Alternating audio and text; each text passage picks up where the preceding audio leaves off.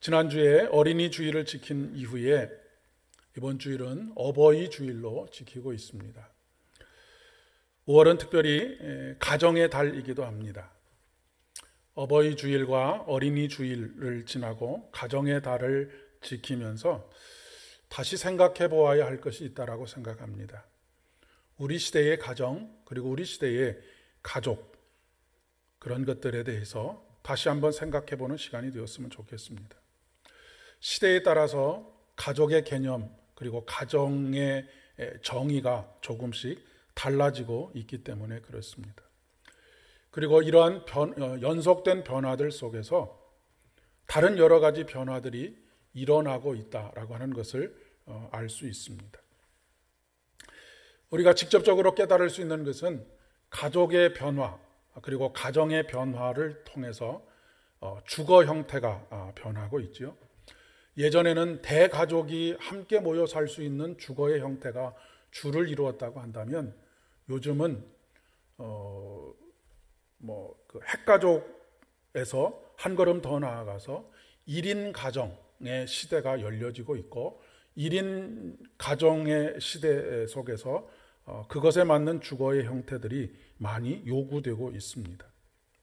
지금 우리와 같은 경우에도 부모와 자녀들이 함께 살고 있는 그런 가정들을 만나보기가 쉽지 않은 그런 상황인 것을 보면 알 수 있겠습니다.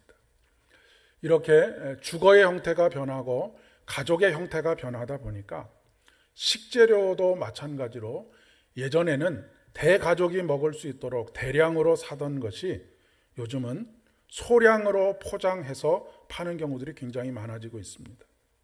그리고 한 사람, 두 사람이 먹는 것을 재료를 사서 만들기보다는 반찬으로 그냥 사서 먹는 것이 훨씬 경제적이기도 하고 한 그런 산업의 구조가 변하고 있는 모습도 볼 수가 있겠고요. 가전제품도 마찬가지입니다. 예전에는 대용량의 세탁기나 이런 것들이 많이 팔렸는데 요즘은 소규모 형태의 가전들이 많이 판매되고 있는 그런 상황들이 벌어지고 있음을 보게 됩니다. 사회적으로 새로운 형태의 가족에 대한 정의, 그리고 가정에 대한 이해가 필요하다는 차원에서 많은 연구들이 지금 진행이 되고 있습니다. 다양한 가족, 그리고 여러 가지 형태의 그런 가정이 생겨나는 그런 상황들 속에서 본래 가지고 있는 가족의 의미, 가정의 의미, 그 가치가 훼손되지 않고 조금 더 깊어지는 연구들이 계속 나왔으면 하는 그런 바람을 가지게 됩니다. 사실 이제까지는 혈연 중심의 가족, 그리고 가정을 많이 이야기를 했는데 앞으로는 관계 중심의 가족을 많이 이야기하게 될 것 같습니다. 그러니까 혈연 중심으로가 아니라 누구와 함께 살고 있느냐가 훨씬 더 중요한 그런 그 기준이 될 것이다라고 하는 그런 이야기입니다. 요즘은 이웃보다 못한 형제들도 많이 있지 않습니까? 그러다 보니까 여러 가지 사회적인 현상들 속에서 이런 구체적인 변화들이 일어나고 있다라고 하는 것입니다. 그렇기 때문에 더욱더 우리 신앙 공동체의 역할이 커지고 있다라고 그렇게 이야기할 수가 있겠습니다. 전통적인 의미에서의 가족과 가정의 형태에서 신앙이 대물림되어지고 그 안에서 신앙이 나누어지던 것들이 그런 터전 자체가 지금 완전히 협소해지다 보니까 신앙 공동체 속에서 여러 사람들을 만나고 관계를 맺어가면서 그 신앙의 유산들을 물려받을 수 있는 신앙의 터전들을 만들어가는 것, 하나님 사랑의 터전을 만들어가는 것이 훨씬 더 중요한 그런 때가 되어가고 있다라고 하는 그런 이야기입니다. 이렇게 다양한 가족, 그리고 가정의 형태를 수용하더라도 그 출발은, 그리고 그 근원은 부모와 자녀 간의 관계라고 이야기할 수 있습니다. 아무리 여러 가지 가족의 형태가 나타나고 가정의 형태가 나타나도 부모가 아니면 자녀가 태어날 수가 없기 때문에 그렇습니다. 그 출발이 바로 부모와 자녀의 관계인 것이죠. 가끔 자녀들이 그렇게 묻곤 합니다. 도대체 아빠 엄마가 나에게 해준 것이 뭐가 있습니까? 라고 그렇게 물을 때가 있습니다. 정말로 해준 것이 없는 것일까요? 이 세상에 존재하지도 않았을 한 존재를 이 세상에 있게 만들었다라고 하는 것만큼 큰 일이 어디 있겠습니까? 물론 그 이후에도 수많은 돌봄과 수많은 어려움들을 감내하고 자녀들을 키우는 것은 둘째로 놓는다 하더라도 이 세상에 존재할 수 있게 만들었다라고 하는 것만으로도 참으로 우리가 감당할 수 없는 은혜요 사랑이라고 그렇게 이야기할 수가 있겠습니다. 우리와 하나님과의 관계도 그렇습니다. 우리는 자주 푸념처럼 그렇게 이야기할 때가 있습니다. 하나님께서 나에게 해준 것을 아무리 찾아보려고 해도 찾아볼 수가 없어 라고 하는 그런 마음, 그런 생각이 들 때가 있는 것 같습니다. 정말로 그렇게 생각이 되십니까? 우리의 구원과 생명이 무엇으로부터 말미암았는가를 생각해 본다고 한다면 그것은 하나님의 사랑으로부터 말미암은 것입니다. 하나님의 사랑이 없었다고 한다면 우리는 구원도 없고 영원한 생명도 없고 이 세상의 삶 자체가 불가능했을 것이다 라고 하는 것을 알게 되겠기 때문에 그렇습니다.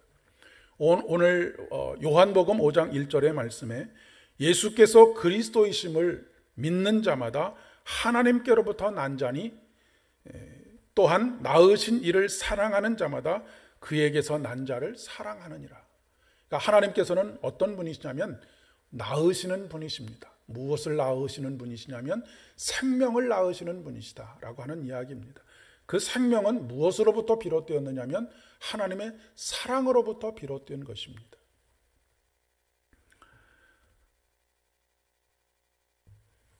그런데 우리는 늘 이 은혜와 사랑을 잊고 지내는 경우들이 참 많이 있죠. 우리의 모든 불평과 불만은 이 사랑을 잊어버리는 데서부터 출발이 됩니다. 자녀된 우리들이 부모의 은혜와 사랑을 낳아주신 은혜를 잃어버릴 때 모든 것들이 불평스럽고 불만스럽게 여겨지는 것하고 비슷하다라고 이야기를 할 수가 있겠습니다.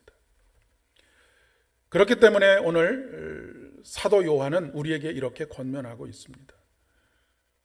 아버지께서 나를 사랑하시는 것 같이 나도 너희를 사랑하였나니 나의 사랑 안에 거하라 라고 하시는 예수님의 말씀을 전하고 있는 것입니다. 우리를 구원해 주시고 새 생명을 허락해 주신 우리의 근본이 되시는 하나님의 사랑으로부터 떠나지 말라라고 하는 그런 말씀입니다. 그리고 그 사랑을 우리의 삶의 터전으로 삼아라라고 하시는 말씀이죠. 그렇지 않을 때 우리의 삶은 마치 수도꼭지에서 빠진 수도 호스와 같은 신세가 되고 맙니다. 수도꼭지에서 호스가 빠지게 되면 호스 안에 남아있는 물이 남아있는 동안에는 아무런 문제가 없는 것처럼 느껴지지만 어느 순간 호스 안에 있는 물들이 다 소진되었을 때 우리는 비로소 우리가 어디에서 떨어져 나왔는지를 깨닫게 되는 것이죠. 오늘날 우리 시대가 처한 현실이 그렇지 않은가 싶습니다. 가족이 해체되고 가정이 파괴되는 일들이 수많은 삶의 자리에서 일어나고 있기 때문에 그렇습니다. 가족 간의 불화, 또 형제들 간의 갈등, 이런 것들이 수많은 범죄가 되어져서 늘 우리의 귀에 들려지고 있는 것을 또한 볼 수 있기 때문에 그렇습니다. 흔히 하는 말로 사랑 때문에 살고 있는 것이 아니라 정 때문에 살고 있다라고 하는 이야기를 하곤 하지요. 신앙에 있어서도 하나님을 향한 사랑 때문에 하나님을 예배하고 하나님을 예배하는 것이 아니라 추억 때문에 아니면 정든 사람들 때문에 그런 사람들과의 관계 때문에 이 신앙생활을 계속 이어가고 있는 경우들도 적지 않게 많이 있음을 깨닫게 됩니다. 하지만 하나님께서 우리에게 원하시는 것은 겨우겨우 관계를 이어가는 그것을 원하지 않으시고 오히려 우리가 생명을 얻을 뿐만 아니라 더 풍성하게 얻기를 원하십니다. 하나님께서 예수 그리스도를 이 땅에 보내신 이유 또한 명확하게 말씀하고 계십니다. 이것이 바로 요한복음 10장 10절에 있는 말씀이지요. 내가 온 것은 양으로 생명을 얻게 하려고 하는 것뿐만 아니라 더욱 풍성하게 은혜를 누리도록 하시기 위함이다 라고 말씀하고 계십니다. 저와 여러분의 삶이 이런 삶이 되실 수 있기를 진심으로 축복합니다. 그저 구원받은 것으로만 끝나는 것이 아니라 하나님의 은혜를 더 풍성하게 누리는, 그래서 날마다 우리의 영혼이 소성되어지는 놀라운 은혜, 그런 은혜를 누리며 살아가실 수 있기를 진심으로 축복합니다. 저 살아있으니까 사는 것이 아니라, 아니면 죽지 못해서 사는 것이 아니라 매일매일 풍성한 은혜를 누리는 그런 삶이 되실 수 있기를 바랍니다. 지금 부활절 6번째 주일을 우리가 지나고 있습니다. 부활의 삶을 산다라고 하는 것은 무엇이겠습니까? 부활의 삶을 산다는 것은 하루하루 생명이 줄어드는 삶을 살아가는 것이 아닙니다. 생명에 더욱 가까워지는 삶을 살아가는 것입니다. 생명이 더욱 가까이 다가오는 것을 경험하면서 살아가는 것입니다. 부활이 우리에게 소망이 되는 이유가 바로 여기 있다라고 이야기할 수가 있겠습니다. 우리가 하나님으로부터 생명을 얻고 더 풍성한 은혜를 누리도록 하시기 위한 그런 하나님의 마음을 우리가 어버이 된 마음에서 찾아볼 수가 있습니다. 우리가 아이들을 양육할 때 아이들이 먹는 것만 봐도 배부르다, 참 행복하다라고 하는 그런 표현들을 하곤 하지 않습니까? 내 입에는 별것이 들어가지 않아도 아이 입에 들어가는 것을 보고만 있어도 참 행복한 것이 부모의 마음인 것과 마찬가지로 우리 하나님의 마음도 그러하십니다. 독생하신 예수 그리스도를 이 땅에 보내주셔서 십자가에 달려 돌아가실 수밖에 없는 그런 상황, 그 상황이 아버지 되시는 하나님께는 얼마나 큰 고통이었겠습니까? 얼마나 큰 아픔이었겠습니까? 그럼에도 불구하고 그로 인해서 구원을 받고 더 풍성한 은혜를 누릴 수 있도록 하시기 위해서 그 고통을 감내하시는 분이 바로 우리 하나님이신 것이죠. 그것을 오늘 말씀 속에서 이렇게 표현하고 있습니다.